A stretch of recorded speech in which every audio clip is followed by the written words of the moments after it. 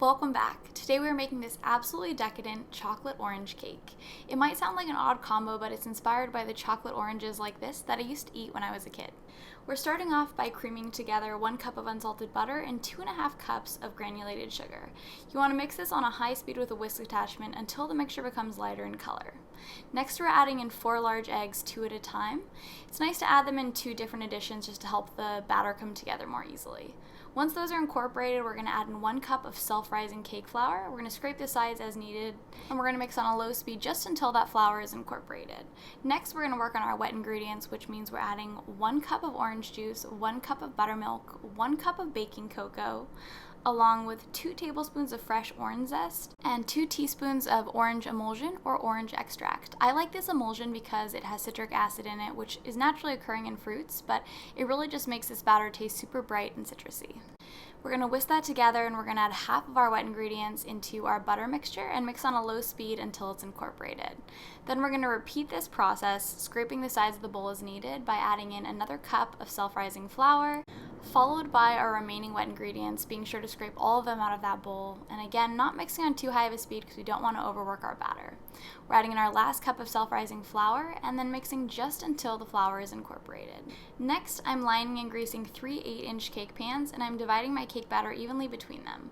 I like to tap them on my counters to get out any potential air bubbles, and then we're going to bake these in a preheated 325-degree Fahrenheit oven for about 32 to 35 minutes. While our cake layers bake and cool, we're going to work on our orange chocolate buttercream. This is made with 1.5 cups of unsalted butter, 1 teaspoon of orange emulsion, 2 tablespoons of fresh orange zest, and 1/2 teaspoon of salt. And then it's time to sweeten things up. I like to add in 2 cups of powdered sugar, 1 at a time, and then take a break and add in 1/2 cup of heavy cream. This just makes it easier to mix the frosting together and incorporate the next cup of powdered sugar along with the baking cocoa we're about to add. So once our frosting is smooth and we've scraped the sides of the bowl, we're going to add in 1 cup of dark baking cocoa. Then to really round out this chocolate frosting, we're also adding in 2 cups of melted chocolate.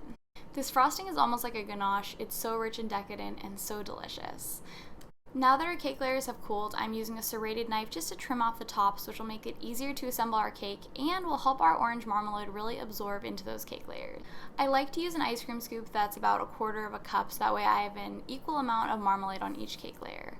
Once I've spread out that marmalade, I'm topping it with a generous and even layer of my chocolate orange buttercream, and then we're working on our crumb coat here. I'm using a large offset spatula just to smooth out the frosting along with my bench scraper, and then I'm going to chill the cake in the freezer for about 10 minutes until the frosting is firm to the touch. Then I'm adding on a second, thicker layer of frosting, and for this cake I decided to use an icing comb to create a fun pattern on the side of the cake. This takes a few passes to get just right, and you want to make sure you wipe off the icing comb after each pass. I chilled the cake in the freezer again because, as you can see, I want to add a chocolate ganache drip. I like to do a test drip before I fully cover the cake just because it makes sure that your ganache is the right temperature and that your drips are going to look the way you want them. In the end, I ended up doing a partial drip on this cake because I wanted to add some candied oranges on top and almost make it look like the chocolate was dripping out of them. I also added some orange peel curls and a bit of extra orange zest to really make this cake pop with color. Then it was time to cut in, which is my favorite part. Of course, I'm using a matching orange knife. And as you guys can see, these cake layers are so fluffy and delicious. This recipe really is amazing. It might seem like an odd flavor combo, but you have to trust me on this one. Thank you guys so much for watching this video. If you want to make this cake at home, the recipe is up on Chelsweets.com.